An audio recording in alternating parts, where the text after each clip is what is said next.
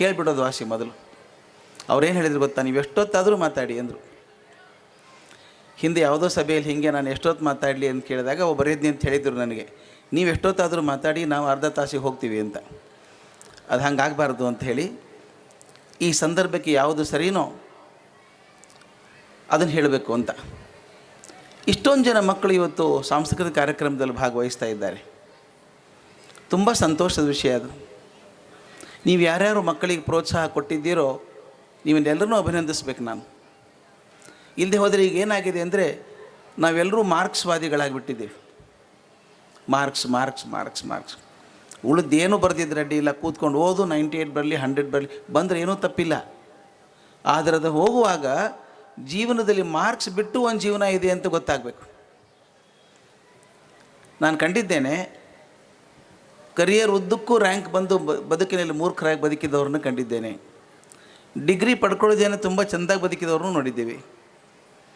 ಅವ್ರು ಚೆನ್ನಾಗಿ ಓದಲಿ, ಚೆನ್ನಾಗಿ ಮಾರ್ಕ್ಸು ಬರಲಿ, ಅದರ ಜೊತೆಗೆ ಆಟ ಮರಿಬೇಡಿ, ಸಂಸ್ಕೃತಿ ಮರಿಬೇಡಿ. ಸಾಂಸ್ಕೃತಿಕ ಕಾರ್ಯಕ್ರಮ ಭಾಗವಹಿಸಿ ಹುಡುಗರನ್ನ ಮುಖ್ಯ ಹೇಳಬೇಕು. ಅವ್ರು ದೊಡ್ಡವರಾದಮೇಲೆ ಅವ್ರ ಜೀವನಕ್ಕೆ ಏನಾದರೂ ಸೊಗಸು ಬರೋದಿದ್ದರೆ ಇದರಿಂದ ಬರ್ತದೆ. ಒಂದು ಹಂತಕ್ಕೆ ಬಂದ ನಿಮ್ಮ ಮಾರ್ಕ್ಸ್ ಕಾರ್ಡ್ ಯಾರೂ ಕೇಳೋದಿಲ್ಲ. ಐನ್ಸ್ಟೀನ್ ಅಂತ ಮನುಷ್ಯ, ಅತ್ಯಂತ ಮೇಧಾವಿ ಮನುಷ್ಯ, ಅವನು ಹೇಳ್ತಿದ್ದ, ನನಗೆ ಫಿಸಿಕ್ಸ್ ಭಾಳ ಸಾಕಾದಾಗ ಸುಸ್ತಾದರೆ ನಾನು ವಯಲಿನ್ ನುಡಿಸ್ತೀನಿ ಅಂತ ಇದ್ದ. ಡಾಕ್ಟರ್ ರಾಜಾರಾಮಣ್ಣ ಅತ್ಯಂತ ಖ್ಯಾತ ಅಣುವಿಜ್ಞಾನಿ, ನಾನು PhD ಗೈಡ್ ಆಗಿದ್ದವರು, ಅವ್ರು ಹೇಳ್ತಾಯಿದ್ರು ಪಿಯಾನೋ ನುಡಿಸೋರು. ಫಿಸಿಕ್ಸ್ ಸಾಕು ಅಂದಾಗ ಕೂತ್ಕೊಂಡು ರೂಮಲ್ಲಿ ಪಿಯಾನೋ ನುಡಿಸೋರು. ಯಾಕಂದರೆ ಅದು ಜೀವನಕ್ಕೊಂದು ಹೊಸ ಚೈತನ್ಯ ಕೊಡ್ತದೆ ಸಾಂಸ್ಕೃತಿಕ ಕಾರ್ಯಕ್ರಮ ಅನ್ನುವಂಥದ್ದು. ಅದನ್ನು ದಯವಿಟ್ಟು ಸಹಾಯ ಮಾಡಿ, ಮಕ್ಕಳಿಗೆ ಬೆಳೆಸಿ. ಎಷ್ಟೋ ಸಲ ನಾವು ಏನು ಮಾಡ್ತೀವಿ ಗೊತ್ತಾ, ಒಬ್ಬ ಒಳ್ಳೆಯ ಕಲಾವಿದನಾಗಿದ್ದಂಥ ಹುಡುಗನ್ನ ಬೇಡ ಬೇಡ ಓದು ಓದು ಅಂತ ಕೂಡಿಸಿ, ಈ ಕಡೆ ಓದೂ ಸರಿ ಆಗೋದಿಲ್ಲ, ಅವ್ನು ಕಲಾವಿದನೂ ಆಗೋಲ್ಲ. ಅದಾಗಬಾರ್ದು. ಯಾವುದು ದೊಡ್ಡ ಚೆನ್ನಾಗಿ ಮನಸ್ಸಲ್ಲಿ ಆಸಕ್ತಿ ಇದೆಯೋ ಆ ಆಸಕ್ತಿಯಲ್ಲಿ ಬೆಳೆಸಿ ಮಗುನ. ನಾನು ಎಷ್ಟೋ ಸಲ ಪಾಲಕರು ನನಗೆ ಒಂದು ವಿಷಯ ತುಂಬ ತಲೆ ಕಾಡುತ್ತೆ. ಈಗ ಸುಮಾರು 46 ವರ್ಷದಿಂದ ಪಾಠ ಮಾಡ್ತಾಯಿದ್ದೀನಿ ನಾನು. ಒಂದು ಹೊಸ ಆತಂಕ ಶುರುವಾಗಿದೆ ನನಗೆ. ಶಿಕ್ಷಣ ಬೇಕಾ ನಮಗೆ ಅಂತ ಒಂದು ಅನಿಸಿದೆ. ಶಿಕ್ಷಣ ಬೇಕಾ? ಮಗು 2 ವರ್ಷ ಆದ ತಕ್ಷಣ ಹಾಕ್ಬಿಡ್ತೀವಿ, A ಬರಿ, B ಬರಿ, C ಬರಿ, D ಬರಿ ಅಂತ ಹಾಕಿ ಕೊಡಿಸ್ತೀವಿ. ಅವನು MSc ವರ್ಗನೋ MA ವರ್ಗನೋ ಡಾಕ್ಟರ್ ಆಗ್ತಾನೋ ಏನೋ ಆಗ್ತಾನೆ. ಅದಾದಮೇಲೆ ಅವನಿಂದ ಏನು ಅಪೇಕ್ಷೆ ಮಾಡ್ತೀರಿ ನೀವು ಅಂತ ಇದನ್ನು ದಯವಿಟ್ಟು ತಿಳ್ಕೊಳ್ಳಿ. ಭಾಳ ಮುಖ್ಯನ ಹೇಳ್ತಿರೋದು. ನೀವು ತರಕಾರಿ ತರಕ್ಕೆ ಹೋದರೆ, ಹಣ್ಣು ತರಕ್ಕೆ ಹೋದರೆ, ಅವನು ಎಷ್ಟೋ 50 ರೂಪಾಯಿ ಕಿಲೋ ಅಂತ ಹೇಳ್ತಾನೆ ಬಾಳೆಹಣ್ಣು. ನೀವು ಚೌಕಾಸಿ ಮಾಡಿ 40 ರೂಪಾಯಿಗೆ ಒಪ್ಪಿಸ್ತೀರಿ.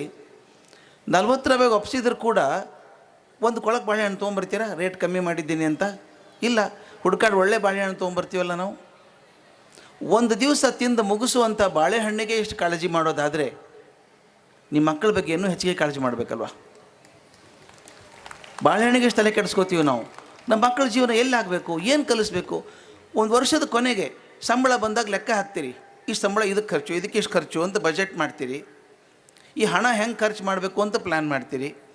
ಹಾಗೆ ಮಕ್ಕಳು ಶಾಲೆಗೆ ಹೋಗಿ ಸ್ಕೂಲ್ ಮುಗಿಸ್ಕೊಂಡು ಬರೋ ಹೊತ್ತಿಗೆ 10ನೇ ಕ್ಲಾಸು 12ನೇ ಕ್ಲಾಸು ಮುಗಿಯೋ ಹೊತ್ತಿಗೆ ಆ ಮಗುಗೆ ಏನು ಬಂದಿರಬೇಕು ಅಂತ ಅಪೇಕ್ಷೆ ಮಾಡ್ತೀವಿ ನಾವು. ಏನೋ ಕೆಲಸ ಮಾಡಿದಾಗ ಅಪೇಕ್ಷೆ ಇಟ್ಕೊಂಡು ಮಾಡ್ತೀವಿ ತಾನೇ ಕೆಲಸ ನಾವು. ಹಿಂಗೆ ಮಾಡಿದರೆ ಇಷ್ಟು ಆಗ್ತದೆ ಅಂತ ಆಸೆ ಇಟ್ಕೊಂಡಿರ್ತೀವಿ. ಹಾಗೆ ಮಕ್ಕಳನ್ನ ಶಾಲೆ ಹಾಕುವಾಗ ಯಾವುದೂ ಚಿಂತೆ ಇಲ್ವಾ? ಇರಬೇಕಾದ್ದೇ. ನಾನು ಅಂದ್ಕೊಂಡದ್ದು 10 ವರ್ಷ 12 ವರ್ಷ ಶಾಲೆಗೆ ಹೋಗಿ ಬಂದರೆ ಮಗು ಈ ಕೆಲವು ಗುಣಗಳನ್ನು ಇಟ್ಕೋಬೇಕಾಗತ್ತೆ. ಅವನು ಈ ಗುಣಗಳನ್ನು ಪಡ್ಕೊಂಡ್ರೆ ಅವನು 12ನೇ ಕ್ಲಾಸ್ ಅದು ಸಾರ್ಥಕ ಆಯಿತು ಅಂತ ಅನಿಸುತ್ತೆ ಅಂತ ನಾನು ಅಂದ್ಕೊಂಡದ್ದು. ಹೀಗೆ ಮಗು SSLC ಮುಗಿಸೋ ಹೊತ್ತಿಗೆ, ಇವತ್ತು ವಿವೇಕಾನಂದರು ಹುಟ್ಟಿದ ದಿವಸ, ಇವತ್ತು ನ್ಯಾಷನಲ್ ಯೂತ್ ಡೇ ಅಂತ ಹೇಳ್ತೀವಿ, ಒಳ್ಳೆ ದಿವಸ ಇವತ್ತು. ನಾನು ಹೇಳ್ತೀನಿ ಮಕ್ಕಳಿಗೆ, ವಿವೇಕಾನಂದರು ಯಾರೂ ಸ್ಫೂರ್ತಿ ಕೊಡದೆ ಹೋದರೆ ಇನ್ನು ಜಗತ್ತಲ್ಲಿ ಯಾರೂ ಕೊಡೋಕ್ಕೆ ಸಾಧ್ಯ ಇಲ್ಲ ಅವ್ರಿಗೆ. ಅಂಥ ಅದ್ಭುತ ಚೈತನ್ಯ ಅದು. ಅವ್ರು ಹೇಳಿದ ಮಾತು ಹೇಳಬೇಕು ನಾನೀಗ. ಶಿಕ್ಷಣ ಹೇಗಿರಬೇಕು ಅಂದರೆ 10ನೇ ಕ್ಲಾಸ್ ಮುಗಿಯೋ ಹೊತ್ತಿಗೆ ಆ ಹುಡುಗ ಅಥವಾ ಹುಡುಗಿಗೆ ನಾನು ಜೀವನ ಮಾಡ್ಕೋತೀನಿ ಅಂತ ಧೈರ್ಯ ಬರಬೇಕು, ಆತ್ಮವಿಶ್ವಾಸ ಬರಬೇಕು. ಈಗ ನೀವು ದಯವಿಟ್ಟು ನೋಡಿ, ನಿಮ್ಮ ಮನೆ ಕೆಲಸಕ್ಕೊಬ್ಬರು ಹೆಣ್ಮಗಳು ಬರ್ತಾಳೆ, ಮನೆ ಕೆಲಸದವಳು ಅಂತ. ನಾಳೆಯಿಂದ ಬರಬೇಡ ನೀನು ಅಂತ ಹೇಳಿಬಿಡಿ ಆಕೆಗೆ ಏನೂ ಭಯ ಆಗಲ್ಲ. ಇನ್ನೂ 4 ಮನೆ ಸಿಗ್ತದೆ ಆಕೆಗೆ. ನೀವೇ ಕಾಪಾಡ್ಕೋಬೇಕಾಗೆ ಎಲ್ಲಿ ಬಿಟ್ಟು ಹೋಗ್ತಾಳೋ ಅಂತ. ಬಿಡ್ಕೋಬೇಕು, ಬಿಟ್ಟು ಹೋಗ್ಬೇಡಮ್ಮ, ಪಗಾರ ಜಾಸ್ತಿ ಮಾಡ್ತೀನಿ ಇರ್ಕೋ ಅಂತ ಹೇಳ್ತೀನಿ. ಆಕೆಗೆ ನೌಕರಿ ಹೋಗ್ತಾಯಿದೆ ಅಂತ ಭಯ ಇಲ್ಲ. ನಿಮ್ಮ ಮನೆಗೆ ಪ್ಲಂಬರ್ ಬರ್ತಾನಲ್ಲ ನಲ್ಲಿ ರಿಪೇರ್ ಮಾಡೋದಕ್ಕೆ, ಅವನಿಗೆ ಕೆಲಸ ಹೋಗ್ತದೆ ಅಂತ ಭಯನೇ ಇಲ್ಲ.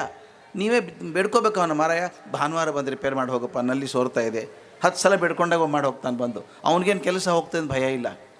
ನಿಮ್ಮ ಎಲೆಕ್ಟ್ರಿಷಿಯನ್ಗೆ ಭಯ ಇಲ್ಲ, ಗಾರೆ ಕೆಲಸದವನು ಕೆಲಸ ಹೋಗ್ತದೆ ಅಂತ ಭಯ ಇಲ್ಲ. ತಾವು ನೋಡಿರಬೇಕು, ಮನೆ ಕೊಟ್ಟದಿದ್ದರೆ ನಿಮ್ಗೆ ಗೊತ್ತಾಗಿರುತ್ತೆ ಪರಿಸ್ಥಿತಿ. ಹಬ್ಬ ಬಂದರೆ ಹೋಗ್ಬಿಡ್ತಾರೆ 15 ದಿವಸ ಅವರು.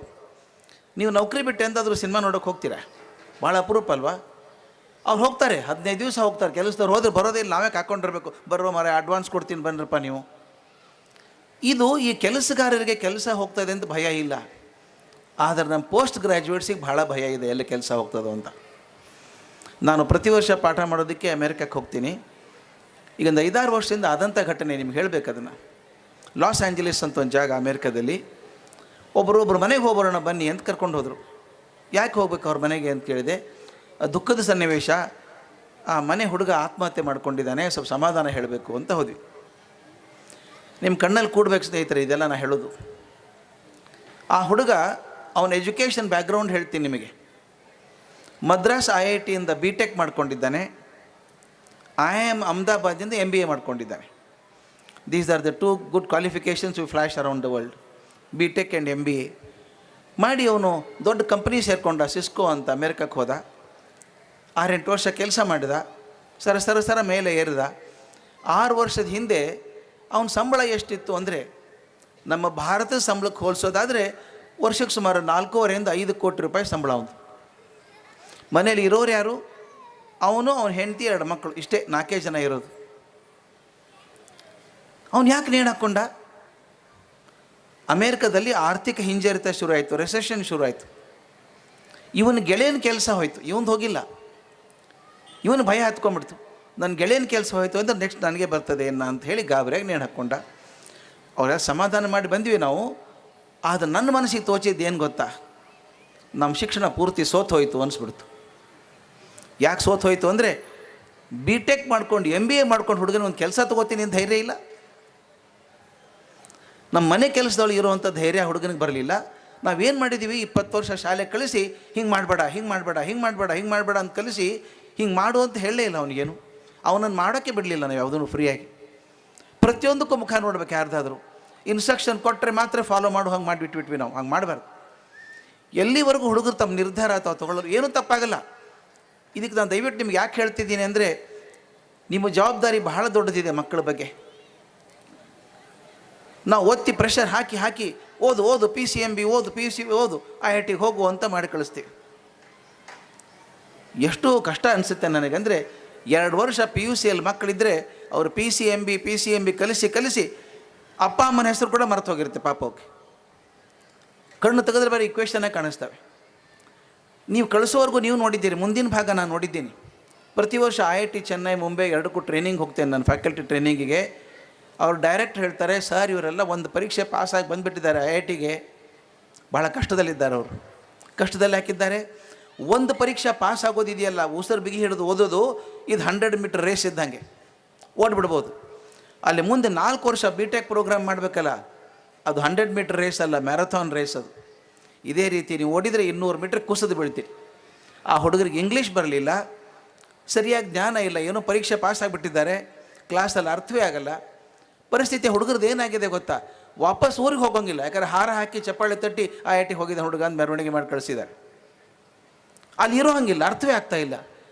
Do you know interesting, the number of suicides in IIT campus are increasing. Counsellors ಇಟ್ಕೊಂಡಿದ್ದಾರೆ, ಹುಡುಗರು ಒದ್ದಾಡಿ ಹೋಗ್ತಾರೆ. ಯಾಕಿದ್ದೀವಿ ನಮಗೆ ಗೊತ್ತಾಗ್ತಾ ಇಲ್ಲ, ಮನೆಗೆ ಹೋಗೋಂಗಿಲ್ಲ, ಇರೋಂಗಿಲ್ಲ. ಆ್ಯಂಡ್ ಡು ಯು ನೋ, ಹಿಂಗೆ ಪರೀಕ್ಷೆ ಅವಸರದಲ್ಲಿ ಪಾಸಾಗಿ ಹೋದವರೊಳಗೆ 40% ಹುಡುಗರು BTech ಕಂಪ್ಲೀಟ್ ಮಾಡೋಲ್ಲ. ನಾವೇನು ಸಾಧನೆ ಮಾಡಿದಂಗಾಯಿತು? ಒತ್ತಾಯದಿಂದ ತುರುಕಿ ಅವನು ಮನಸ್ಸಿಲ್ಲದ ವಿಷಯ ಓದಿಸಿ ಮಾಡೋದು.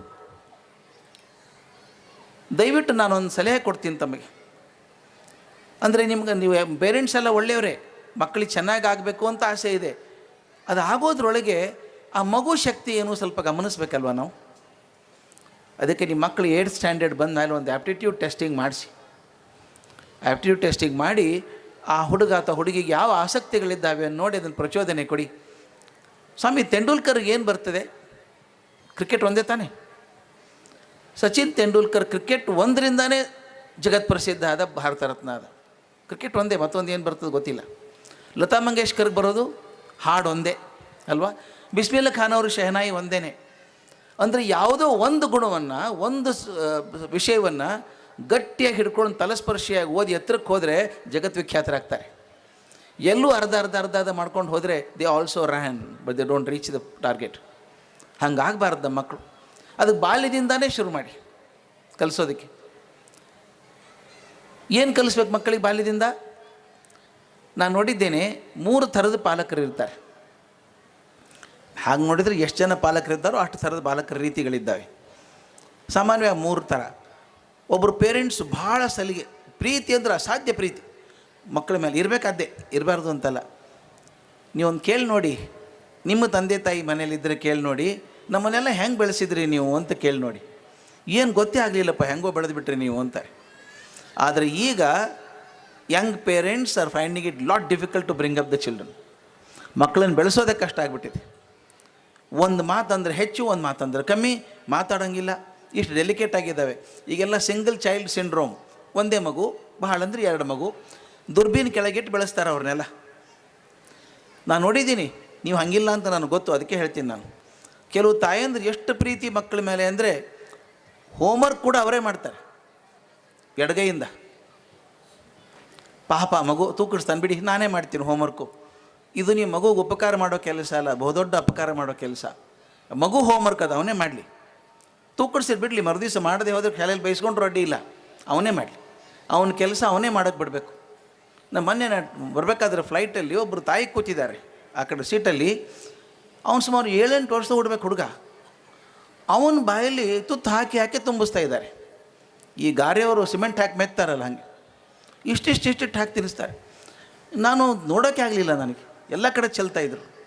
ನಾನು ಕೇಳಿದೆ, ಅಮ್ಮ ಅವ್ನ ಕೈ ಇಲ್ವಾ ಅವನಿಗೆ ಅಂತ. ಇದೇ ಅಲ್ಲ ಅಂದರು. ಮತ್ತು ಯಾಕೆ ತಿನ್ನಲ್ಲ ಅವನ ಕೈಯಿಂದ, ನೀವ್ಯಾಕೆ ತಿನ್ನಿಸ್ಬೇಕು ಅಂತ. ಪಾಪ ಕೈ ಕೊಳೆ ಆಗ್ತದೆ ಬಿಡಿ. ಇದೇನು ರೀ ಇದು ಪ್ರೀತಿ? ನಾಳೆ ಅವನೇನು ಮಾಡ್ತಾನೆ ಗೊತ್ತಾ? SLC ಬಂದಾಗ, ಅಮ್ಮ ನನ್ನ ಪೆನ್ ಎಲ್ಲಿದೆ, ನನ್ನ ಪುಸ್ತಕ ಎಲ್ಲಿದೆ, ನನ್ನ ಯೂನಿಫಾರ್ಮ್ ಎಲ್ಲಿದೆ ಅಂತ ಕೇಳ್ತಾನೆ. ಅದಕ್ಕೆ ಕಾರಣ ನಾವೇ ಆಗಿರ್ತೀವಿ, ಎಲ್ಲ ತಂದು ಕೊಟ್ಟು ಮಾಡ್ಕೊಳ್ಳಿ, ಅವ್ನು ಜವಾಬ್ದಾರಿ ಮಾಡ್ಕೊಳ್ಳಿ. ದಯವಿಟ್ಟು ಅದನ್ನು ಶುರು ಮಾಡಿ, ಮಕ್ಕಳು ಇಂಡಿಪೆಂಡೆಂಟ್ ಆಗೋಕ್ಕೆ ಶುರುವಾಗಲಿ. If they don't become independent, they become parasites all through the life. They can't take decisions. ನಾನು PhD ಗೈಡ್ ಆಗಿದ್ದೆ, ಭಾಳ ಹುಡುಗರಿಗೆ PhD ಮಾಡ್ತಿದ್ದೆ ನನ್ನ ಕಡೆಗೆ. ಒಬ್ಬ ಹುಡುಗ ಬಂದ, ಅವನ ಹೆಸರು ಹೇಳೋದು ಬೇಡ, ಇಲ್ಲೇ ಇದ್ದಾನೆ ಪಾಪ, ನನ್ನ ಸ್ನೇಹಿತ ಅವನು PhD ಮಾಡೋಕ್ಕೆ ಬಂದ. MSc ಮುಗಿಸ, MSc ಡಿಸ್ಟಿಂಕ್ಷನ್ ಆಗಿತ್ತು. ರಸಾಯನಶಾಸ್ತ್ರ ವಿಷಯ ನಂದು, PhD ಕೆಮಿಸ್ಟ್ರಿ. ಬಂದು 1 ವಾರ ಆಗಿತ್ತು, ನನ್ನ ಕಡೆ ಬಂದ. ಸರ್ ಒಂದು 50 ml ಆಲ್ಕೋಹಾಲ್ ತೊಗೊಳ್ಳ ಸರ್ ಅಂದ. ಯಾಕೋ ಅಂತ ಕೇಳಿದೆ. ಪ್ರಾಕ್ಟಿಕಲಿಗೆ ಅಂದ. ತಗೋ ಅಂದೆ. ಕುದಿಸ್ಲ ಸರ್ ಅಂದ. ಕುದಿಸು ಅಂದೆ. ಮತ್ತು ಬಂದ. ಸೋಸ್ಲ ಸರ್ ಅಂದ. ಸೋಸು ಅಂದೆ. 5 ನಿಮಿಷಕ್ಕೊಂಬರೋನು. ನನಗೆ ಯಾಕೋ ಸರಿ ಇಲ್ಲ ಇದು ಅನ್ನಿಸ್ತು. ಬಾಯಿಲಿ ಏನು ಕರೆದೆ, MSc ಆಗಿತ್ತಾನೆ ನೀನು ಅಂದೆ. ಆಗಿದ್ದೀನಿ. ಇಂಗ್ಲೀಷ್ ಬರ್ತದೆ. ಒಂದು ನಾನು ಯಾಕೆ ಕೇಳ್ತಿ, ಪ್ರೊಸೀಜರ್ ಬರ್ಕೊಟ್ಟಿದೆಯಲ್ಲ, ಮಾಡ್ಬೋದು, ನೋಡ್ಕೊಂಡು ಮಾಡಲ್ಲ ನೀನು ಅಂದೆ. ಇಲ್ಲ ಸುಮ್ಮನೆ ಕೇಳಿದೆ ಸರ್ ಅಂದ. ಏನೋ ತಮಾಷೆ ಅನ್ನಿಸ್ತು ನನಗೆ. ಮತ್ತೊಂದು 5-6 ದಿವಸ ಆದಮೇಲೆ ಬಂದ. ಸರ್ ನಾನು ಸ್ವಲ್ಪ ಬೇಗ ಮನೆಗೆ ಹೋಗಲ್ಲ ಸರ್, 3 ಗಂಟೆಗೆ ಇವತ್ತು ಅಂದ. ಹೋಗಪ್ಪ, ಇದೇನು ಸ್ಕೂಲ ಇದು, PhD ಪ್ರೋಗ್ರಾಮು, ಹೋಗ್ತಿದ್ರು ಹೋಗು, ಏನು ತೊಂದರೆ ಇದೆಯೇನೋ ಅಂತ ಕೇಳಿದೆ. ತೊಂದರೆ ಏನಿಲ್ಲ ಸರ್, ಅಮ್ಮ ಮನೆಯಲ್ಲಿದ್ದಾರಲ್ಲ ಸರ್, ನಮ್ಮ ಮನೆಗೆ ಹೋಗ್ಬೇಕು ಸರ್. ಅಮ್ಮ ಮನೇಲಿದ್ದು ನೀ ಯಾಕೆ ಹೋಗಬೇಕು ಅಂದೆ. ಶರ್ಟ್ ತೊಗೋಬೇಕಾಗಿದೆ ಸರ್ ನನಗೆ, ಅಮ್ಮನ ಸೆಲೆಕ್ಟ್ ಮಾಡಬೇಕಲ್ವ ಸರ್, ನನಗೆ ಗೊತ್ತಾಗಲ್ಲ ಸರ್ ಅಂದ. ನಿನಗೇನು ಗೊತ್ತಾಗಲ್ವೋ ಅಂತ ಕೇಳಿದೆ. ಅದು ಕಲರ್ ಅಷ್ಟು ಗೊತ್ತಾಗಲ್ಲ ಅಂದ. ಎಲ್ಲ ಚಂಡಲ್ಲ, ಕೆಮಿಸ್ಟ್ರಿ PhD ಮಾಡೋಕ್ಕೆ ಬಂದಿದ್ದೀನಿ, ಕಲರ್ ಗೊತ್ತಾಗಲ್ಲ ಅಂದರೆ PhD ಏನು ಮಾಡ್ತಂತಲ್ಲ ಇವನು. ಹಾಗಲ್ಲ ಸರ್, ಇಷ್ಟಿದ್ದಾಗಿನಿಂದ ಅಮ್ಮನೇ ಸೆಲೆಕ್ಟ್ ಮಾಡ್ಬೇಕು ಸರ್ ಶರ್ಟ್. ನನಗೆ 26 ವರ್ಷ, ಇವನಿಗೆ ಒಂದು ಶರ್ಟ್ ಸೆಲೆಕ್ಟ್ ಮಾಡೋಕ್ಕೆ ಬರಲ್ಲ, PhD ಮಾಡ್ತಿದ್ದಾನೆ. ಅಂತೂ PhD ಮುಗಿಸಿದ ಅವನು. ನನಗೆ ಅವ್ರ ಮನೆ ನೋಡಬೇಕಾಗಿತ್ತು ಹೆಂಗಿರ್ತದೆ ಅಂತ, ಹೆಂಗೆ ಬೆಳೆಸಿದ್ದಾರೆ ಇವನ್ನ ಅಂತ. ದೀಪಾವಳಿ ಬಂತು, ಅವ್ರ ಮನೆಗೆ ಹೋದೆ. ಬಾಗಿಲು ಹಾಕಿದರೆ ಬೆಲ್ ಬಾರಿಸ್ಬೋದು, ತೆಗೆದಿದ್ದರೆ ಕಾಣಿಸುತ್ತೆ. ಇದು 3/4 ಭಾಗ ಮುಚ್ಚಿತ್ತು. ಬೆಲ್ ಬಾರಿಸ್ಲೋ ಬೇಡ ಅನ್ನೋತಿ ಒಳಗಿನ ಜೋರು ಧ್ವನಿ ಬಂತು. ಜೋರು ಧ್ವನಿ, ಎಸ್ ಕಮೆನ್ ಅಂತ. ಒಳಗೆ ಹೋದೆ. ಒಳಗೆ ಕಾಲಿಟ್ಟ ತಕ್ಷಣ ಆ ಹುಡುಗನ ತಂದೆ ಕೂತಿದ್ರು, ಆ 3 ಸೀಟರ್ ಸೋಫಾದಲ್ಲಿ ಪೂರ್ತಿ ಕೂತಿದ್ರು ಅವರು. ನಾನು ನೋಡಿ, ಒಳಗೆ ಬನ್ನಿ, ಅಲ್ಲಿ ಕೂಗಿದ್ರು ಒಂದೇ ಸಲ. ಸುಧಾಕರ ಅಂದರು, ಆ ಹುಡುಗನ ಹೆಸರು. ರಾ ಅನ್ನೋದ್ರೊಳಗೆ ಬಂದಿದ್ದ ಹುಡುಗ ಅಲ್ಲಿ. ನಮಸ್ಕಾರ ಸರ್, ಭಾಳ ಸಂತೋಷ ಆಯ್ತು ಸರ್, ಬಂದು ಕೂತ್ಕೊಳ್ಳಿ ಸರ್ ಅಂತ ಒಂದು ಕುರ್ಚಿ ತೋರಿಸ್ದೆ. ಅಲ್ಲೇ ಕೊಡ್ಬೇಕು, ನಾ ಬೇರೆ ಕಡೆ ಕೊಡೋಕ್ಕಾಗಲ್ಲ. ಒಂದು ಹೆಜ್ಜೆ ಇಟ್ಟೆ, ಮತ್ತು ಅವ್ರು ಕೂತ್ಕೊಂಡ್ರು. ಕೂತವರು ಕೀರ್ತಿ ಅಂದರು. ಇದ್ಯಾವ ಕೀರ್ತಿ ಇದು? ಅವನ ತಂಗಿ. ಅದೇ ಡೈಲಾಗೆ, ನಮಸ್ಕಾರ ಸರ್, ಮನೆಗೆ ಬಂದದ್ದು ಭಾಳ ಸಂತೋಷ ಸರ್, ಕೂತ್ಕೊಳ್ಳಿ ಸರ್ ಅಂದ್ಲು. ಮತ್ತೊಂದು ಹೆಜ್ಜೆ ಇಟ್ಟೆ, ಮತ್ತೆ ಕೂಗಿದ್ರು, ಜಾನಕಿ ಅಂದರು. ಇದ್ಯಾರು ಜಾನಕಿ? ಸುಧಾಕರನ್ ತಾಯಿ, ಅವ್ರ ಹೆಂಡತಿ. ಅವರು ಬಂದರು ಪಾಪ, ಹಂಗೆ ಸೇಮ್ ಡೈಲಾಗ್, ನಮಸ್ಕಾರ ಸರ್, ಮನೆಗೆ ಬಂದಿದ್ದು ಭಾಳ ಸಂತೋಷ ಸರ್, ಕೂತ್ಕೊಳ್ಳಿ ಸರ್ ಅಂದರು. ಇನ್ನೇನು ಕುರ್ಚಿಯಲ್ಲಿ ಕೂತ್ಕೊಳ್ಳೋ ಹೊತ್ತಿಗೆ ಮತ್ತೆ ಕೂಗಿದ್ರು ಅವ್ರು, ಜಾನಕಿ ಅಂದರು. ಎಲ್ಲ ಇವನು ಎರಡನೇ ಜಾನಕಿ, ಒಬ್ಬರು ಜಾನಕಿ ಬಂದಿದ್ದಾರಲ್ಲ. ಎರಡನೇ ಸಲ ಜಾನಕಿ ಅಂದಾಗ ಅವ್ರು ಒಳಗೆ ಹೋದರು. ಅಂದ್ರೆ ರಿಹರ್ಸಲ್ ಎಷ್ಟು ಪಕ್ಕ ಆಗಿತ್ತು ಅಂದರೆ, ಮೊದಲನೇ ಸಲ ಜಾನಕಿ ಅಂದಾಗ ಬರಬೇಕು, ಎರಡನೇ ಸಲ ಅಂದಾಗ ಒಳಗೆ ಹೋಗಬೇಕು. ಎಲ್ಲರೂ ಹಿಂಗೆ ಮುಷ್ಟಿಯಲ್ಲಿ ಹಿಡಿದು ಬಿಟ್ಟಿದ್ದಾರೆ ಬಿಗಿಯಾಗಿ ಅವರು. ಅದಕ್ಕೆ ಗೊತ್ತಾಯ್ತದೆ ಸುಧಾಕರ ಯಾಕೆ ಹಿಂಗಿದ್ದಾನೆ ಅಂತ. ಅವನ ಅಪ್ಪನ ಪರ್ಮಿಷನ್ ಇಲ್ಲದೆ ಏನೂ ಮಾಡೋಕ್ಕೆ ಸಾಧ್ಯ ಇಲ್ಲ. ತೀರಾ ಪ್ರೀತಿಯಾದ್ರು ಮಾಡ್ತೀವಿ, ತೀರಾ ಬಿಗಿಯಾದರೂ ಮಾಡ್ತೀವಿ, ಎರಡೂ ಬೇಡ. ಚೆನ್ನಾಗಿ ಬೆಳೀಲಿ ಮಕ್ಕಳು. ಸಣ್ಣದಿದ್ದಾಗ ಬಹಳ ಪ್ರೆಷರ್ ಹಾಕಬೇಡಿ. 5 ವರ್ಷ ಮಕ್ಕಳಿಗೆ ಬರೀ ಪ್ರೀತಿ ಕೊಡಿ. 5 ವರ್ಷ ಭಾಳ ಮುಖ್ಯ ಮನುಷ್ಯನ ಜೀವನದಲ್ಲಿ. ನಿಮ್ಗೆ ಗೊತ್ತಿಲ್ಲ, ಪುಟ್ಟ ಮಗು ಅಂತೀವಿ ನಾವು. ನಮ್ಮ ಮನುಷ್ಯನ ಬುದ್ಧಿ ಪೂರ್ತಿ ಬೆಳೆಯೋದು, ಬ್ರೈನ್ ಬೆಳೆಯೋದು 5 ವರ್ಷ. ಚಿಂತನೆ ಎಲ್ಲ ಬಂದ್ಬಿಡ್ತದೆ 5 ವರ್ಷಕ್ಕೆ. 5 ವರ್ಷದವರೆಗೂ ಮಕ್ಕಳಿಗೆ ಬರೀ ಒಳ್ಳೆಯದನ್ನು ತೋರಿಸಿ, ಶುಭವಾದದ್ದನ್ನು ತೋರಿಸಿ, ಸಂತೋಷವಾಗಿರೋದನ್ನು ತೋರಿಸಿ. ನನಗೆ ಗೊತ್ತಿಲ್ಲ ನಿಮ್ಮ ಮಕ್ಕಳನ್ನ ಹೊಡಿತೀರಲ್ಲೋ ಗೊತ್ತಿಲ್ಲ. ಹೊಡಿತಿದ್ರೆ ದಯವಿಟ್ಟು ಹೊಡಿಬೇಡಿ. 5 ವರ್ಷ ತನಕ ಹೊಡಿಲೇಬೇಡಿ ಮಕ್ಕಳನ್ನು. ಯಾಕೆ ಹೊಡಿಬಾರ್ದು ಅಂತ ಒಬ್ರು ಕೇಳಿದ್ರು ನನಗೆ. ನಾನು ಮೇಷ್ಟ್ರಿಗೆ ಹೇಳ್ತೀನಿ ಹೊಡಿಬೇಡಿ ಅಂತ. ಒಬ್ಬರು ಮುದುಕರು ಕೇಳಿಬಿಟ್ರು ನನ್ನ, ಅಲ್ಲ ಸರ್ ಹೊಡಿಲಾರ್ದೆ ಕಲಿಸೋದು ಹೆಂಗೆ ಸರ್? ನಾನು ನಿಮ್ಗೆ ಹೊಡಿಬೇಕೋ ಕಲಿಸ್ಬೇಕೋ? ಕಲಿಸೋದು ಮುಖ್ಯ ತಾನೇ. ಒಂದು ಉದಾಹರಣೆ ಕೊಡ್ತೀನಿ. ಕುದುರೆ ಬಂಡಿಯಲ್ಲಿ ಹೋಗ್ತಾ ಇದ್ದೀರಿ ಅಂತ ಇಟ್ಕೊಳ್ಳಿ. ಕುದುರೆ ಬಂಡಿಯಲ್ಲಿ ಹೋಗ್ತೀರಿ. ಕುದುರೆ ಬಂಡಿಯೊಳಗೆ 2 ಭಾಗ ಇದೆ, ಒಂದು ಬಂಡಿ ಒಂದು ಕುದುರೆ. ಬೇಗ ಬೇಗ ಹೋಗ್ಬೇಕಂದ್ರೆ ಯಾರಿಗೆ ಹೊಡಿತೀರಿ ನೀವು? ಬಂಡಿಗೆ ಹೊಡಿತೀರೋ ಕುದುರೆಗೆ ಹೊಡಿತೀರೋ? ಕುದುರೆಗೆ ಹೊಡಿಬೇಕಲ್ವ ಬೇಗ ಹೋಗ್ಬೇಕಂದ್ರೆ. ಅದೇ ರೀತಿ ಮಗು ಕೂತ್ಕೊಂಡಿದೆ, ಓದಲ್ಲ ಅಂತ ಮೊಂಡುತನ ಮಾಡುತ್ತೆ. ಆ ಮಗುವಿನಲ್ಲೂ 2 ಭಾಗ ಇದೆ, ಒಂದು ದೇಹ ಒಂದು ಮನಸ್ಸು ಅಂತ. ಓದಲ್ಲ ಅನ್ನೋದು ಯಾವುದು? ಮನಸ್ಸು. ದೇಹ ಕಲ್ಲೇ ಕೂತಿದೆಯಲ್ಲ ಪಾಪದು. ಓದಲ್ಲ ಅನ್ನೋದು ಮನಸ್ಸು. ಅದು ನೀವು ಹೊಡೆಯೋದು ಯಾರಿಗೆ ಹೊಡಿತೀರಿ? ದೇಹಕ್ಕೆ ಹೊಡಿತೀರಿ. ಬಂಡಿಗೆ ಹೊಡೆದಂಗೆ ಹೊಡೆದ್ರೆ ಪ್ರಯೋಜನ ಇಲ್ಲ. ನಾವು ಮನಸ್ಸಿಗೆ ಹೊಡೆಯೋಕ್ಕೆ ಗೊತ್ತಿಲ್ಲ ನಮಗೆ, ಅದಕ್ಕೆ ದೇಹಕ್ಕೆ ಹೊಡಿತೀವಿ. ಅದು ಹೊಡಿಲಾರ್ದಂಗೆ ಮಕ್ಕಳನ್ನು ಬೆಳೆಸಿ, ಪ್ರೀತಿಯನ್ನು ತೋರಿಸಿ, ಜಗತ್ತಲ್ಲಿ ಒಳ್ಳೇದಿದೆ ಅಂತ ಹೇಳಿ, ಜಗತ್ತು ಕೆಟ್ಟಿದೆ ಅಂತ ಹೇಳಬೇಡಿ. 5 ವರ್ಷ ಭಾಳ ಮುಖ್ಯ. ಲಾಲಯೇತ್ ಪಂಚವರ್ಷಾಣಿ. 5 ವರ್ಷ ತುಂಬ ಪ್ರೀತಿ ತೋರಿಸ್ಬೇಕು. ಮುಂದೆ ಶಿಸ್ತಿರಬೇಕು. 5 ವರ್ಷ ಆದಮೇಲೆ ಅದೇ ಮುದ್ದು ಮಾಡಿದರೆ ಪ್ರಯೋಜನ ಇಲ್ಲ. 5ರಿಂದ 16 ವರ್ಷದವರೆಗೂ ಈ ಕುಂಬಾರ ಮಡಿಕೆ ಮಾಡಬೇಕಾದ್ರೆ ಆ ತಿಗರಿ ಮೇಲೆ ಮಣ್ಣಿಟ್ಟು ಹಿಂಗೆ ಹೊಡಿತಾ ಇರ್ತಾನೆ. ಹಿಂಗೆ ನಿಮ್ಮ ಬರೀ ಹೊರಗಿನ ಕೈ ಕಾಣಿಸ್ತಾ ಇರುತ್ತೆ, ಆದರೆ ಅವನು ಅದೇ ಕಾಲಕ್ಕೆ ಒಳಗಡೆ ಅದೇ ಜಾಗದಲ್ಲಿ ಕೈ ಇಟ್ಟಿರ್ತಾನೆ. ಒಳಗಿನ ಕೈ ಇಡದೆ ಹೋದರೆ ತಟ್ಟಿದರೆ ಮುರಿದು ಹೋಗುತ್ತೆ, ಬರೀ ಒಳಗಿನ ಕೈ ಇಟ್ಟರೆ ಆಕಾರ ತಪ್ಪು ಹೋಗುತ್ತೆ. ಒಳಗಿನ ಕೈ ಪ್ರೀತಿ, ಮ್ಯಾಲಿನ ಶಿಸ್ತು. ಮುಂದೆ 10 ವರ್ಷ ಅದೇ ರೀತಿ ಶಿಸ್ತಿಂದ ಬೆಳೆಸಿ 16 ವರ್ಷ ಆದ್ಮೇಲೆ ಮಗುನ ಸ್ನೇಹಿತರಂಗೆ ನೋಡ್ಕೊಳ್ಳಿ. ತುಂಬ ಚೆನ್ನಾಗಿ ಬರ್ತಾರೆ ಮಕ್ಕಳು. ಈ ನಾ ಶಿಕ್ಷಣ ಅಂತ ಹೇಳಿದ್ನೆಲ್ಲ ನಾವು ಕೊಡಬೇಕಾದದ್ದು 3 ಮುಖ್ಯ ವಿಷಯ ಕೊಡಬೇಕಾದದ್ದು ಮಕ್ಕಳಿಗೆ. ಆ ಮಗುಗೆ ತನ್ನಲ್ಲಿ ಆತ್ಮವಿಶ್ವಾಸ ಬರಬೇಕು. I can do it, I can do it. ಇದು ಆಗದೆ ಹೋದರೆ ನಷ್ಟ ಇಲ್ಲ. ನಾವು ತುಂಬ ಪ್ರೆಷರ್ ಹಾಕಿದಾಗ ಮಕ್ಕಳಿಗೆ ಎಷ್ಟರ ಮಟ್ಟಿಗೆ ಹೆದರಿಕೆ ಆಗತ್ತೆ ಅಂದರೆ, ಟೆನ್ಷನ್ನು. ಈಗ grade 6, 7, 8 children are going through depression. ವಿಚಿತ್ರ ಕೇಸ್ ಸ್ಟಡಿ ಅದನ್ನು ನಿಮ್ಯಾನ್ಸ್ಗೋಗಿ ಸ್ಟಡಿ ಮಾಡಿದರೆ 6, 7, 8ನೇ ಕ್ಲಾಸಿನ ಮಕ್ಕಳಿಗೆ ಖಿನ್ನತೆ ಆಗ್ತಾ ಇದೆ. ಕಾರಣ ಇದೆಯಾ? ಅಷ್ಟು ಪ್ರೆಷರ್ ಹಾಕಬೇಡಿ, ಕಾರಣ ಇಲ್ಲ. ಅದು 6, 7, 8 ಚೆನ್ನಾಗಿ ಓದಲಿ ಹುಡುಗರು. ನಾವು ಈಗಲೇ ತುಂಬ ಓಡಿಸ್ಬಿಟ್ರೆ LKGಯಿಂದಾನೆ ನಾನು ನೋಡಿದ್ದೀನಿ ಕೆಲವು ಪೇರೆಂಟ್ಸ್ ಬಂದು ಜಗಳಾಡ್ತಾರೆ. A ಸೆಕ್ಷನಲ್ಲಿ P ಬಂದಿದ್ದಾರೆ, ಇನ್ನು ನೀವು Kದಲ್ಲಿದ್ದೀರಿ. ಏನು ನೊಬೆಲ್ ಪ್ರೈಸ್ ಬರ್ತದೆ ಕೆ ಹೋದರೆ? ಏನೂ ಇಲ್ಲ, ಕಲೀಲಿ. ಇರೋದೇ 26 ಅಕ್ಷರ ಕಲಿತಾರೆ ಅವರು. ಆದರೆ ನಾವು ಪ್ರೆಷರ್ ಹಾಕಿ ಓಡಲಿ ಅಂತೀವಲ್ಲ, ಈ ಓಡಿಸ್ಬಿಟ್ರೆ ನಿಜವಾಗ್ಲೂ ಅವನು ಓಡಬೇಕಾದ ಕಾಲದಲ್ಲಿ ಕುಸಿದು ಕೊಡ್ತಾನೆ ಅವನು. The moment when you have to show his performance, you will not perform. ಮತ್ತು ಇನ್ನೊಂದು ಮಾತು ಮುಖ್ಯ ಹೇಳಬೇಕು ನಾನು. ಮಕ್ಕಳಿಗೆ ಹಿಂಗಾಗು ಅಂತೆಲ್ಲ ಹೇಳ್ತೀವಲ್ಲ ನಾವು, ಹೇಳಿದರೆ ಪ್ರಯೋಜನ ಇಲ್ಲ ಸ್ನೇಹಿತರೆ. ನಾವು ಮಾಡಿ ತೋರಿಸ್ಬೇಕಾಗ್ತದೆ. ಮೌಲ್ಯಗಳನ್ನು ಹೇಳಿ ತೋರಿಸೋಕ್ಕಾಗಲ್ಲ, ನಡೆದೇ ತೋರಿಸ್ಬೇಕು. ಒಂದು ಸಣ್ಣದೊಂದು ಪ್ರಯೋಗ ಮಾಡೋಣ, ನೀವೆಲ್ಲ ಒಪ್ಕೊಂಡ್ರೆ ಆಗ್ಬೋದಾ? ಕೇಳಿಸುತ್ತಾ? ಕೊನೆವರೆಗೆ ಕೇಳಿಸುತ್ತಾ? ನೀವು ಕಾಣಿಸ್ತಾ ಇಲ್ಲ ನನಗೆ. ಕೇಳಿಸುತ್ತಾ? ಗುಡ್. ಎಲ್ಲರೂ ಬಲಗೈ ಖಾಲಿ ಇಟ್ಕೊಳ್ಳಿ. ಬಲಗೈಯಲ್ಲಿ ಪೆನ್ನು, ಪೆನ್ಸಿಲ್ಲು, ಮೊಬೈಲು, ವಸ್ತ್ರ ಬೇಡ. ಬಲಗೈ ಮಾತ್ರ ಖಾಲಿ ಇಟ್ಕೊಳ್ಳಿ. ನಾನು ಹೇಳಿದ ಹಾಗೆ ಮಾಡಬೇಕು. ಗೊತ್ತಾಯ್ತಲ್ಲ? ನಾನು ಹೇಳಿದ ಹಾಗೆ ಮಾತ್ರ ಮಾಡಬೇಕು. ಎಲ್ಲರೂ ಬಲಗೈ ಮೇಲೆ ಕೆತ್ತಿ. ಎಲ್ಲರೂ ಬಲಗೈ ಮೇಲೆ ಕೆತ್ತಿ. ಎಲ್ಲ ಬೆರಳು ಸೇರಿ ಮುಷ್ಟಿ ಮಾಡಿ ನಿಧಾನಕ್ಕೆ ಕೈ ಮುಂದೆ ತೊಗೊಂಡು ಬನ್ನಿ. ಈಗ ನಿಮ್ಮ ತೋರ ಬೆರಳನ್ನು ಮಾತ್ರ ಚಾಚಿ. Only 4 finger. ತೋರ ಬೆರಳನ್ನು ಮಾತ್ರ ಚಾಚಿ. ಈಗ ತಕ್ಷಣ ಚಾಚಿದ ಬೆರಳನ್ನು ಎಡೆ ಕೆನ್ನೆ ಮೇಲೆ ಇಟ್ಕೊಂಬಿಡಿ. ಎಲ್ಲಿಟ್ಟಿರು ನೋಡ್ಕೊಂಬಿಡಿ. ನಾ ಕೆನ್ನೆ ಅಂತ ಹೇಳಿದ್ದೆ. ನಾ ಇಲ್ಲಿ ಮೇಲೆ ಇರೋದ್ರಿಂದ ನಿಮ್ಮ ಕಡೆ ಮುಖ ಮಾಡಿರೋದ್ರಿಂದ 3 ಥರದ ರಿಯಾಕ್ಷನ್ ಕಾಣಿಸ್ತಪ್ಪ ನನಗೆ. ಬಹಳಷ್ಟು ಜನ ಇಲ್ಲೇ ಇಟ್ಕೊಂಡ್ರು, ತಲೆ ಕೆಡಿಸ್ಕೊಳ್ಳೇ ಇಲ್ಲ ಅವರು. ಇನ್ನು ಕೆಲವ್ರು ಅಂದರು, ಎಲ್ಲ ಇವನ್ನ ಕೆನ್ನೆ ಅಂತಾನೆ ಇಲ್ಲಿ ಇಟ್ಕೋತಾನೆ ಇವನು, ಹಿಂಗೆ ಮಾಡಿ ಮತ್ತು ಅವನೇ ಇಟ್ಕೊಂಡ್ರೆ ಸರಿ ಇರಬೇಕು ಅಂತ ಇಟ್ಕೊಂಡ್ರು. 3ನೇದ್ರ ಬುದ್ಧಿವಂತರು ಇಟ್ಕೊಂಡು ನಿಧಾನಕ್ಕೆ ಸರಿಸಿದ್ರು ಇಲ್ವಾ? ಯಾಕೆ ಹಿಂಗಾಯ್ತು ಹೇಳಿ? ಇದು 30 ಸೆಕೆಂಡಲ್ಲಿ ಆದದ್ದು. ನಾನು ನಿಮಗೆ 3 ಸಲ ಹೇಳಿದ್ದೆ, ದಯವಿಟ್ಟು ನಾನು ಹೇಳಿದ ಹಾಗೆ ಮಾತ್ರ ಮಾಡಿ ಅಂತ. ಆದರೆ ಬಹಳಷ್ಟು ಜನ ನಾನು ಮಾಡಿದ ಹಾಗೆ ಮಾಡಿದ್ರಿ. ಪ್ಲೀಸ್ ತಿಳ್ಕೊಳ್ಳಿ, ನಿಮ್ಮ ಮಕ್ಕಳಾಗಲಿ ವಿದ್ಯಾರ್ಥಿಗಳಾಗಲಿ ನೀವು ಹೇಳಿದಂಗೆ ಮಾಡ್ತಾರೆ ಅಂತ ಇಟ್ಕೋಬೇಡಿ. ನೀವು ಮಾಡಿದಂಗೆ ಮಾಡ್ತಾರೆ, ಹೇಳಿದಂಗೆ ಮಾಡಲ್ಲ ಮಕ್ಕಳು. ಅಪ್ಪ ಬರ್ತಾರೆ, ಮಗನಿಗೆ ಹೇಳ್ತಾರೆ, ಮಗನೇ ಸುಳ್ಳು ಹೇಳಬಾರ್ದು ಅಂತಾರೆ. ಹ್ಞೂ ಅಪ್ಪ ಅಂತಾನು. ಅಪ್ಪ ಟಿ ವಿ ನೋಡ್ತಿರ್ತಾರೆ, ಮೊಬೈಲ್ ಫೋನ್ ಸಪ್ಪಳಾಗ್ತದೆ, ತೊಗೊಳ್ಳೋ ಮನಸ್ಸಿಲ್ಲ ಅಪ್ಪನಿಗೆ. ಹೆಂಡ್ತಿ ಹೇಳ್ತಾ ಇಲ್ಲ ಅಂತ ಹೇಳ್ಬಿಡು. ಹುಡುಗ ಅಪ್ಪನ ಮುಖ ನೋಡ್ದ, ಈಗ ಅಪ್ಪ ಹೇಳಿದ್ದೇನು ಸುಳ್ಳು ಹೇಳಬೇಡ ಅಂತ ಹೇಳಿದರು. ಈಗ ಅಷ್ಟೇ ಅಲ್ಲ, ನಮ್ಮ ಅಮ್ಮನ ಕಡೆಯಿಂದ ಸುಳ್ಳು ಹೇಳಿಸ್ತಾರೆ. ಇದೇ ಥರ ಒಂದು 4-5 ಸಲ ಆದ್ರೆ ಹುಡುಗನಿಗೆ ಏನು ಅನಿಸುತ್ತೆ ಅಂದರೆ, ಫೋನಲ್ಲಿ ಸುಳ್ಳು ಹೇಳಿದ್ರೆ ಏನು ತಪ್ಪಿಲ್ಲ ಅಂತ. ಅವನು SSLC ಮುಗಿಸಿ ಕಾಲೇಜಿಗೆ ಬರ್ತಾನೆ, ಒಂದು ಮೊಬೈಲ್ ಕೊಡಿಸ್ತೀರಿ, ಅವ್ನು ಕ್ಲಾಸ್ ತಪ್ಪಿಸಿ ಬೇರೆ ಎಲ್ಲೋ ಹೋಗ್ತಾನೆ. ಅಪ್ಪ ಫೋನ್ ಮಾಡ್ತಾರೆ, ಮಗನ ಎಲ್ಲಿದ್ದೀಯೋ ಅಂತ ಕೇಳ್ತಾರೆ.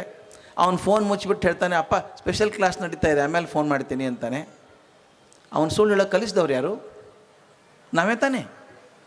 ಅದಕ್ಕೆ ಹೇಳ್ತಾರೆ ಇಂಗ್ಲೀಷಲ್ಲಿ ಭಾಳ ಚೆನ್ನಾಗಿದೆ ಮಾತು, don't ask your son to go on moon, you go first and invite him ಅಂತ. If you want your children to be honest, we have to be honest. If your children have to be truthful, you should be truthful. ಅದಾಗದವ್ರು ತಾಗೋದಿಲ್ಲ. If you want to produce a good child, a good leader tomorrow, I have no option but to behave well. ನಾನೇ ಸರಿ ಮಾಡ್ಕೋಬೇಕು. ಆಗ ಮನೆಯಲ್ಲಿ ಸಂಸ್ಕೃತಿ ಬರ್ತದೆ, ಇಲ್ಲಿ ಶಿಕ್ಷಣ ಆಗ್ತದೆ, ಎರಡೂ ಸೇರಿದಾಗ ಆಗ್ತದೆ. ನಮ್ಮಲ್ಲಿ 3 ಪದಗಳಿದ್ದಾವೆ ಸ್ನೇಹಿತರೆ, ಅದು ಹೇಳಿ ಮುಗಿಸ್ಬಿಡ್ತೇನೆ. ಸಂಸ್ಕೃತದಲ್ಲಿ, ಕನ್ನಡದಲ್ಲಿ 3 ಪದಗಳಿದ್ದಾವೆ. ಒಂದು ಪ್ರಕೃತಿ, 2ನೇದ್ದು ಸಂಸ್ಕೃತಿ, 3ನೇದ್ದು ವಿಕೃತಿ ಅಂತ 3 ಪದ. ಪ್ರಕೃತಿ ಅಂದ್ರೇನು? ನಿಸರ್ಗ. ಅಲ್ಲೊಂದು ಕಲ್ಲು ಬಂಡೆ ಬಿದ್ದಿದೆ, ಶತಮಾನಗಳಿಂದ ಬಿದ್ದಿದೆ ಕಲ್ಲದು, ಎಷ್ಟೋ ಕೋಟಿ ಲಕ್ಷ ವರ್ಷ ಆಯ್ತು ಅಲ್ಲೇ ಬಿದ್ದಿದೆ ಕಲ್ಲದು. ಒಂದು ದಿವಸ ಯಾವನೋ ಶಿಲ್ಪಿ ಬರ್ತಾನೆ, ಎಷ್ಟು ಒಳ್ಳೆ ಕಲ್ಲಲ್ಲ ಇದು, ಹಾಗೆ ಬಿದ್ದಿದೆ, ಒಂದು ವಿಗ್ರಹ ಮಾಡ್ಬೋದು ಅಂತಾನೆ. ಅವನಿಗೆ ಶಿಲ್ಪಜ್ಞಾನ ಇದೆ, ಪರಿಶ್ರಮ ಹಾಕೋಕ್ಕೆ ಮನಸ್ಸಿದೆ. 2 ವರ್ಷ ಕೂತ್ಕೊಂಡು ಆ ಕಲ್ಲು ಬಂಡೆಯನ್ನು ಕೆತ್ತಿ ಒಂದು ಅದ್ಭುತವಾದ ಸುಂದರವಾದ ವಿಗ್ರಹ ಮಾಡಿಡ್ತಾನೆ. ಆ ವಿಗ್ರಹಕ್ಕೆ ಸಂಸ್ಕೃತಿ ಅಂತೀವಿ. ದಯವಿಟ್ಟು ನೋಡಿ, ಕಲ್ಲು ಪ್ರಕೃತಿ, ವಿಗ್ರಹ ಸಂಸ್ಕೃತಿ. ಅಕ್ಕಿ ಪ್ರಕೃತಿ, ಅದು ನಿಸರ್ಗ ಕೊಡುವಂಥದ್ದು. ಆದರೆ ಅನ್ನ ಸಂಸ್ಕೃತಿ. ಹತ್ತಿ ಪ್ರಕೃತಿ, ಬಟ್ಟೆ ಸಂಸ್ಕೃತಿ. ಎಲ್ಲರಿಗೂ ಕಾಲಿದೆ, ಅದು ಪ್ರಕೃತಿ, ನೃತ್ಯ ಸಂಸ್ಕೃತಿ. ಎಲ್ಲರಿಗೂ ಗಂಟ್ಲಿದೆ, ಅದು ಪ್ರಕೃತಿ, ಸಂಗೀತ ಸಂಸ್ಕೃತಿ. ದಯವಿಟ್ಟು ತಿಳ್ಕೊಳ್ಳಿ, ಪ್ರಕೃತಿ ತನ್ನಷ್ಟಕ್ಕೆ ತಾನೇ ಸಂಸ್ಕೃತಿ ಆಗೋದಿಲ್ಲ. ಆ ಪ್ರಕೃತಿ ಮೇಲೆ ಜ್ಞಾನ ಇದ್ದವರು ಪರಿಶ್ರಮ ಹಾಕಿದಾಗ ಮಾತ್ರ ಆ ಪ್ರಕೃತಿ ಇದ್ದದ್ದು ಸಂಸ್ಕೃತಿ ಆಗ್ತದೆ. ಒಂದು ವಿಗ್ರಹ ಆಗಬೋಗಿದ್ದಂಥ ಕಲ್ಲು ಯಾರೋ ಒಡೆದು ಚೂರು ಮಾಡಿ ಹಾಳು ಮಾಡಿಬಿಟ್ರೆ ಸಂಸ್ಕೃತಿ ಆಗದೆ ಹೋದಾಗ ಅದನ್ನು ವಿಕೃತಿ ಅಂತ ಕರೀತೇನೆ. ಇದನ್ನು ಮನುಷ್ಯ ಜೀವನಕ್ಕೆ ಹೋಲಿಸ್ಬಿಡಿ.